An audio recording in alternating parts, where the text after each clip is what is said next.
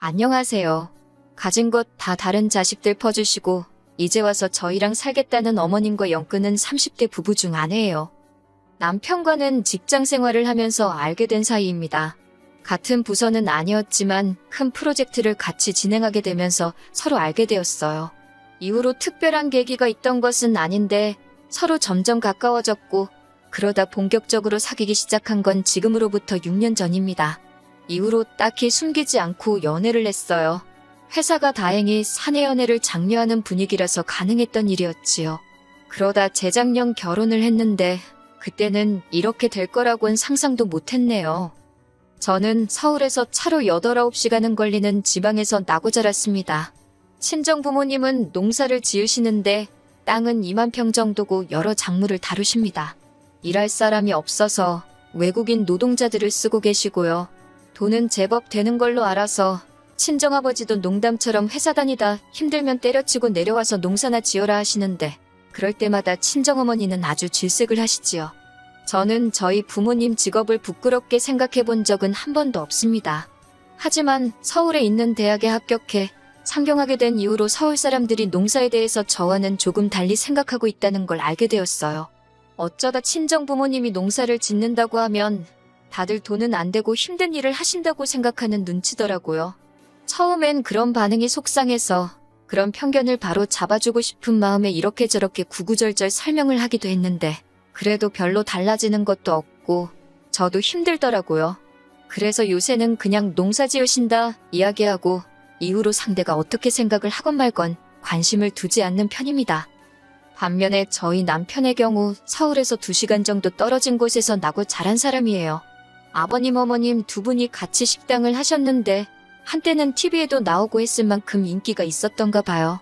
그런데 그 식당을 다른 자식들하고 상의도 없이 몇 년 전 아주버님한테 넘겨주셨답니다. 저희 남편에게는 위로 4살 많은 형과 아래로 2살 어린 저와 동갑인 신우가 있거든요. 그런데 저희 남편과 달리 아주버님이 오랫동안 진로를 정하지 못하고 방황을 했던 모양이에요. 그렇다고 아버님 어머님이 그걸 보고만 계셨던 건 아니고 이거 배운다 하면 돈 대주고 저거 배운다 하면 돈 대주고 그러셨다는데 그럴듯한 결과를 한 번도 낸 적이 없었답니다. 감옥은 돈만 몇 천은 될 거라대요. 그리고 그 와중에 장가도 갔는데 벌어놓은 돈이 없으니 무슨 돈으로 장가를 갔겠어요? 그 또한 전부 저희 아버님 어머님 주머니에서 나온 돈이었지요. 그런데 문제는 장가까지 간 아주버님이 밥벌이를 못하니 형님이 같이 사내 못 사내 하고 난리를 쳤던가 봐요. 그러니까 그 형님 달래준답시고 아버님 어머님이 하시던 식당마저 기어이 아주버님한테 넘겨주신 거지요. 그리고 여기서부터 저랑 남편이 화가 나는 부분인데 잘 되는 식당을 물려받았으면 책임감을 가지고 이끌어 나갈 생각을 해야 하잖아요? 그런데 툭하면 이래서 문 닫고 저래서 문 닫고 재료 손질하기 까다롭다고 메뉴를 홀딱 없애고 그러니까 가게가 금방 내리막길을 걷더라고요. 그래도 어떻게 또 막판에 어머님 아버님이 마지막 당신들 노후자금 다 끌어다가 대주셔가지고 용케 문은 안 닫았는데 전 솔직히 시간 문제라고 봅니다. 신우도 사는 건 녹록지 않은 모양새였어요. 남편보다 어린 신우였지만 대학 졸업 후 동네 작은 회사에서 일 좀 하다가 바로 시집을 갔거든요. 결혼하자마자 애 갖고 그래서 회사 관두고 이후로 애를 연년생으로 둘이나 낳으면서 완전히 전업주부가 되었다대요. 그리고 신우 남편은 동네에서 작은 카페를 하는데 처음엔 괜찮았던 모양이에요. 하지만 신우 남편이 카페 열고 2년이나 지났나 그 즈음에 바로 옆 건물에 대형 프랜차이즈 카페가 들어왔답니다. 뭐 그래도 작은 카페 찾아주는 손님들이 있긴 해서 이래저래 버티고는 있는데 매번 죽는 소리가 장난 아니에요. 그리고 어머님 아버님이 도와주신답시고 대출까지 받으셨다 들었습니다. 말로는 신우가 갚는다고 했는데 누가 갚고 있는지 그 속을 누가 알겠어요. 이런 모든 사정을 결혼 전에 알았다면 제 결정이 좀 달라졌을까요? 그럴지도 모르지요. 하지만 결혼 전에는 그저 어머님 아버님이 식당을 하시고 TV에도 나왔다 해서 더 깊게 파고들 생각을 못했어요. 식당에 가보시면 알겠지만 내부 인테리어도 그렇고 제법 그럴듯하거든요. 그리고 아주버님이나 신우 다 가정 꾸리고 잘 산다 하는데 제가 솔직히 어떻게 해놓고 사는지 뭘 먹고 사는지까진 따질 수 없잖아요? 그저 가족들 다 자기 밥벌이는 하고 사는구나. 그럼 됐다 싶었네요. 남편하고 저 두 사람만 놓고 봤을 때는 솔직히 비슷비슷한 조건이기도 했고요. 결혼할 때 시댁으로부터 도움은 전혀 받지 않았습니다. 지금에서야 생각해보면 남편이 먼저 성인들이 결혼하는 건데 부모님 도움을 받는 건 아닌 것 같다. 반반이 어떻고 저떻고 하게 다 쉬운 건가 싶기도 해요. 어차피 아버님 어머님은 저희를 도와주실 형편이 못 되었으니까요. 하지만 그때는 남편이 하는 말이 그럴듯하다, 일리가 있다 싶었어요. 그리고 어쨌든 저희 부모님도 농사로 힘들게 돈을 벌고 계셨으니 저도 손 벌리고 싶지 않았고요. 친정 부모님은 그래도 아무것도 안 해가면 시부모님 눈밖에 나지 않겠냐며 예단 비용으로 2천만 원을 주셨는데 솔직히 그 돈은 제가 중간에서 가로챘어요. 가로챘다기보단 원래는 결혼 준비로 바빠서 신혼여행을 다녀온 뒤 친정 부모님하고 다 같이 모이는 자리를 만들어서 전해드릴 생각이었거든요. 어쨌든 저희 부모님이 큰돈 쓰시는 건데 체면 좀 살려드리고 싶었으니까요. 그런데 어머님이 그 복을 당신 발로 차시대요. 무슨 말이냐 하면 여기에도 얽힌 이야기가 있는데 저희가 반반 결혼을 하는 걸로 이야기가 된 이후 결혼 준비 자체는 큰 문제 없이 진행되고 있었습니다. 집은 남편과 제가 모아둔 돈을 합치고도 부족해 대출을 받아서 서울에 있는 아파트 전세로 일단 들어갔어요. 집뿐만 아니라 혼수도 그랬지요. 결혼식 비용은 들어온 축의금으로 각자 해결하기로 했고요. 그런데 결혼식 당일날 어머님이 급하게 쓰실 곳이 있다며 축의금을 달라고 하시대요. 결제는 해야 되는데 어머님이 옆에서 계속 축의금 타령을 하시니 정신도 없고 그래서 일단은 알겠다 하고 빌려드렸습니다. 사실 결혼식도 말이 나와서 말이지만 시댁 사정에 맞춰서 시댁이 있는 지역, 저에게는 아무런 연고도 없는 곳에서 하게 되었어요. 신부인 제가 불편한 건 차치하고라도 그러면 일단 저희 친정부모님부터 시작해서 멀리서 오는 저희 쪽 하객분들이 탈 버스 대절 비용이라던가 그런 건 시댁에서 해주셔야 하잖아요. 그런데 안 해주셨어요. 이 핑계 저 핑계 대시면서 저도 나중엔 치사해서 말도 안 꺼냈지만요. 그런데 그런 와중에 축의금까지 그렇게 가져가시곤 언제 주실 거냐 물으니 그 돈은 당신이 그간 뿌린 돈을 수거한 거나 마찬가지라며 못 준답니다. 황당했지요. 솔직히 하객 대부분은 남편 하객이었으니까요. 그리고 더 황당한 건 그렇게 가져간 축의금을 알고 보니 아주버님한테 주셨더라고요. 아주버님이 그때 마침 급하게 식당 일로 돈이 필요했다나요? 말로는 1,000만 원도 안 됐다는데 1,000만 원이고 500만 원이고 돈은 돈이잖아요. 며느리로서 이렇게 말하자니 그렇지만 어머님도 아주버님도 괘씸해서 예단으로 드리려던 2,000만 원 안 드린 거예요. 이후로 솔직히 저나 남편이나 시댁 식구들하고는 뭐 크게 교류가 없었습니다. 물론 매달 어머님 아버님 쓰시라고 30만 원씩 용돈 보내드렸고 명절이나 시부모님 생신처럼 저희 도리를 해야 하는 날은 챙겼지만요. 그 외엔 가족 모임이라던가 그런 건 굳이 나서지 않았네요. 그러다가 아버님이 저희 결혼한 지 2년쯤 되던 해에 간암 판정을 받으셨어요. 그리고 뭐 제대로 손 써볼 여유도 없이 한 달도 채 되지 않아 돌아가셨지요. 이때는 뭐 그동안 서운했고 그런 걸 떠나서 다들 상심이 컸고요. 그런데 아버님 장례 치르고 처리해야 할 일들이 어느 정도 마무리가 되었을 무렵 어이없는 이야기를 듣게 되었습니다. 아버님이 돌아가시기 며칠 전 유언을 남기셨다는 겁니다. 아주버님네, 신은혜, 어머님만 모여있는 자리였다나요? 저희는 그런 모임이 있는 줄도 몰랐고요. 그런데 아버님이 하셨다는 유언 내용이 가관이었습니다. 아버님이 어머님더러 당신 죽으면 꼭 둘째 아들내, 그러니까 저희 집으로 가라고 하셨다는 거예요. 그 이야기를 듣자마자 저도 모르게 왜요. 소리가 입에서 절로 튀어나가더군요. 왜 저희 집으로 가라고 하신 거냐니까 그 의중이야 당신인들 알겠냐 하시더니 아주버님이랑 신우가 돌아가신 아버님의 마지막 말씀이니 저희가 그 말씀을 따랐으면 좋겠다는 겁니다. 어이가 없어서 일단은 안 된다고 했어요.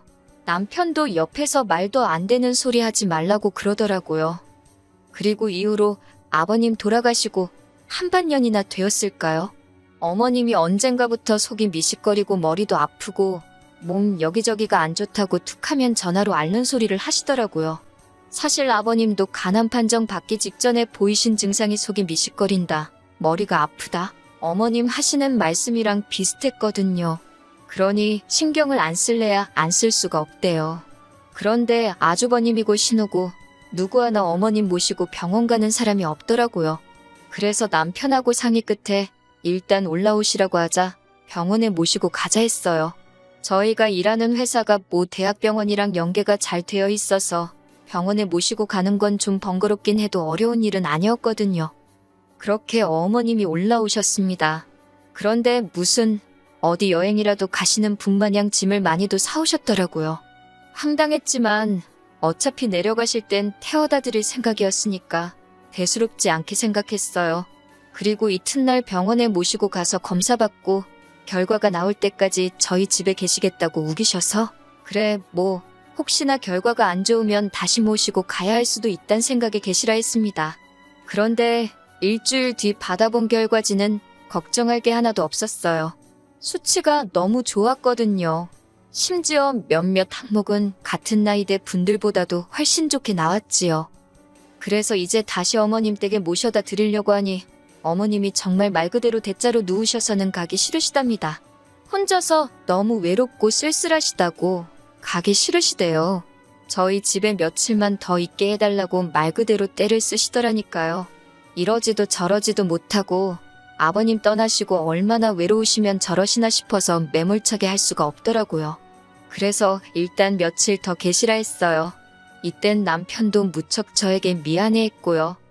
그런데 어머님이 계시니까 신경 써야 할 게 한두 개가 아니더군요. 먹는 것부터가 문제였지요.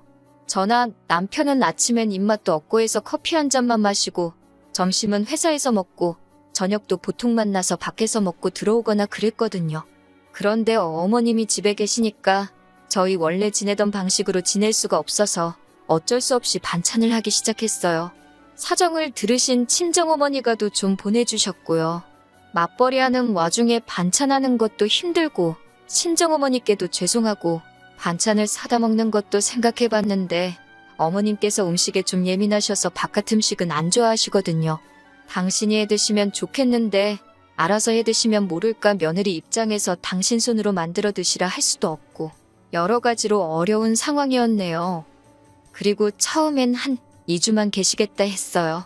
그런데 2주가 지나도록 내려가실 생각을 안 하시고 하루 더 하시면서 그렇게 버티고 계시더라고요. 그렇게 시간이 흘러 급기야 2달 가까운 시간이 흘렀고 그땐 슬슬 저도 짜증이 나대요. 그리고 결국 기어코 저를 정말 폭발하게 만든 사건이 벌어졌습니다. 사건이 있기 며칠 전 제가 친정어머니께 더는 음식을 보내지 마시라 했어요. 먹고 싶으면 제가 이야기를 할 테니 괜히 밑반찬해서 보내지 마시라고요. 처음에야 어머님 드시는 게 신경 쓰여서 어쩔 수 없이 친정어머니 도움도 받았지만 한 달이 넘어갈 때부턴 어머님 때문에 친정어머니 고생시키는 게 말이 되나 싶었거든요. 그리고 그러나 중에 어머님이 언젠가부터 친정어머니가 보내주시는 반찬을 가지고 투정을 하시대요. 너희 어머니는 맨날 똑같은 거밖에 못하냐면서. 그런 소리 듣고 좋다 할 며느리가 세상 천지 어디 있겠어요? 그래서 친정어머니한테 더는 보내지 마시라 한 거예요. 그런데 제가 이야기하고 얼마 지나지 않아 친정어머니가 또다시 기어이 김치부터 시작해서 음식을 한가득해서 보내주셨더라고요. 그리고 선물 들어온 거라며 조기한 후에 직접 농사 지으신 나물에 이것저것 잔뜩 챙겨서요. 택배가 금요일 낮에 도착했다고 연락이 왔고 냉장고에 넣어야 할 것도 있었으니 어머님더러 받아서 냉장고에 좀 넣어달라 했습니다. 지난번엔 홧김에 이제 보내지 마시라 했지만 또 막상 친정어머니가 보내주신 반찬이 냉장고에서 저를 기다리고 있을 걸 생각하니 빨리 퇴근해서 밥 먹고 싶단 생각밖에 안 들대요. 그렇게 들뜬 마음으로 집에 돌아왔습니다. 집에 도착하니 어머님은 TV를 보고 계셨고 집은 어느 때와 마찬가지로 엉망이었어요. 치사하게 들릴지 모르겠지만 저희 어머님은 저희 집에 계시는 동안 솔직히 말해서 청소기 한 번 돌려주신 적 없고 남편 양말 한 짝 개어주신 적 없습니다. 아무튼 배도 고프고 허기가 졌지만 청소부터 해놓고 먹자 싶어서 불이 나게 집 정리를 시작했어요. 어머님은 점심에 뭘 드신 건지 설거지도 평소보다 많이 쌓여 있었고 그래도 이래저래 정리가 끝나갈 때쯤 남편도 퇴근을 해서 집에 들어오대요. 그렇게 이제 저녁상을 차리려고 냉장고를 열었습니다. 그런데 친정어머니가 말씀하신 것과 달리 반찬들이 몇 개 없더라고요. 심지어 뚜껑을 여니 반밖에 안 찬 것도 있었고요. 그래서 어머님께 이게 전부냐 물으니 어머님이 아무렇지도 않은 표정으로 반찬이 너무 많아서 신우를 불러서 챙겨주셨다는 겁니다. 제가 황당해서 저한테 말도 안 하고 신우한테 준 거냐니까 그럼 당신이 그런 것도 저한테 허락을 받아야 하냐대요. 어이가 없어서 저희 친정어머니가 보내주신 거잖아요. 라고 대꾸하니 니네 친정어머니가 너 혼자 먹으라고 보냈겠냐면서 저더러 욕심도 사납다 그러시는 거예요. 그러면서 저더러 성격을 좀 고쳐 그러는데 황당해서 말도 잘 안 나오대요. 그리고는 설마 싶어서 냉동실을 열어보니 친정어머니가 보내주셨다는 것들도 하나도 안 보였어요. 제가 조기랑 한우랑 나물 말린 건 다 어딨냐고 하니까 어차피 니들 집에서 밥도 잘 안 먹지 않냐면서 거기 신혼에는 애들도 있고 그래서 그것도 줬답니다. 얼마나 아무렇지 않은 표정으로 뻔뻔하게 말씀하시던지 황당해서 기가 차더라니까요. 저는 말 그대로 할 말을 잃었습니다. 어쩜 저렇게 뻔뻔하신가 싶고 어디부터 따져야 되나 화가 나서 머리가 안 돌아가는 느낌이었달까요. 그런데 그때 모든 상황을 지켜보고 있던 남편이 재산은 형한테 다 퍼주고 이제 퍼줄 게 없으니 우리 집 냉장고를 신우한테 퍼주냐면서 도대체 나한테는 뭘 해주려고 이러는 거냐고 빈정대기 시작했어요. 그러자 어머님께서 당신 사는 집 거기 보증금 빼서 저희 주신답니다. 저는 솔직히 그때까지 그 집은 그래도 어머님 아버님 명의로 돼 있는 줄 알았는데 반월세라는 사실을 알고 깜짝 놀랐어요. 남편이 그러자 그까짓 거 보증금 뭐 2천이나 되냐 3천이나 되냐 짜증을 내더니 그 돈 받고 독박스를 있냐면서 대뜸 어머님더러 집에 가게 짐 챙기라 그러대요.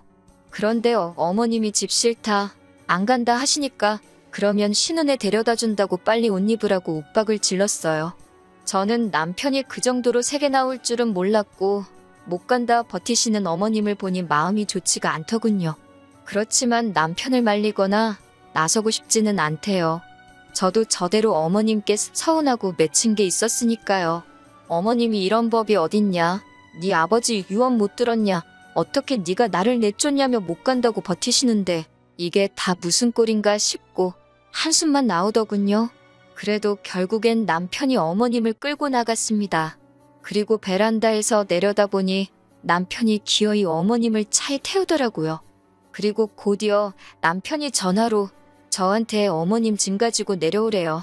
전 그때 남편이 시키는 대로만 움직였어요.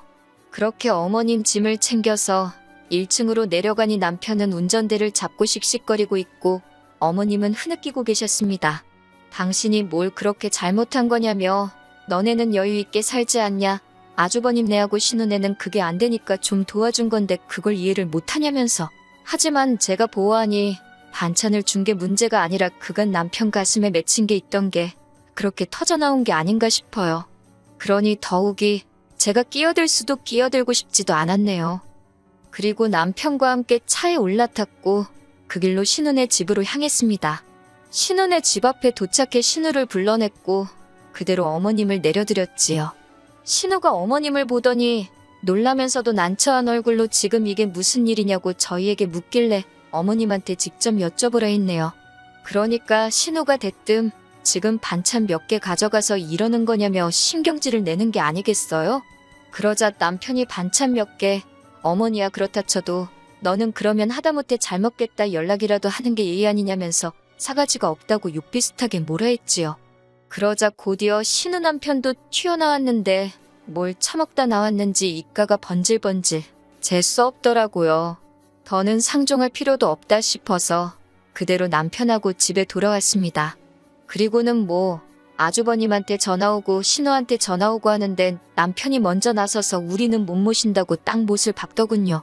전화 내용이야 제가 다 듣진 못했어도 이후로 지금까지 연락이 없는 걸로 봐서는 얼추 정리가 된 것 같습니다. 솔직히 저도 그렇고 남편도 그렇고 마음이 후련하고 그런 건 아니에요. 그런데 뭐 남편이 먼저 다 필요 없다. 사람 대접해주는 처가에 더 잘하고 살겠다 하니 저로서는 거절할 이유도 싫다 할 필요도 없잖아요. 제가 알기로 어머님은 결국 집으로 돌아가셨어요. 그러게 자식 셋 고루고루 챙겨주셨으면 얼마나 좋았을까요? 아니면 아예 다들 각자 도생하게 내버려 두시던가.